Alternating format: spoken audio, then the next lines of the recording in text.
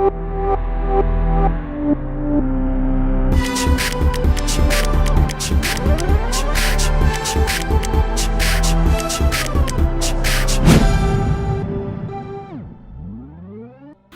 предводена од СДСМ, се грижи за граѓаните.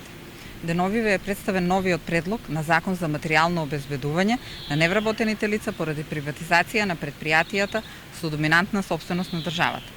Со овој предлог закон се зголемува опфатот на дополнителни 1100 стечајци кои ќе добијат можност да остварат месечен надоместок во износ од 9242 денари, односно 34% од посечната месечна нето плата исплатена по работник претходната година.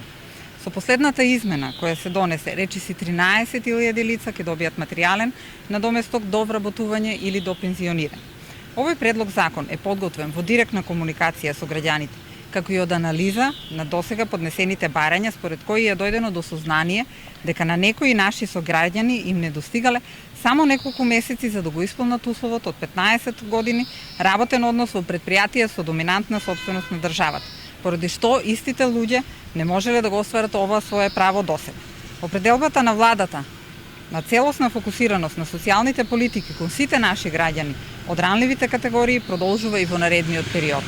Вниманието останува целосно насочено кон зачувување на работните места и кон поддршка на социјално ранливите, како што се стечајците, пензионерите и невработените.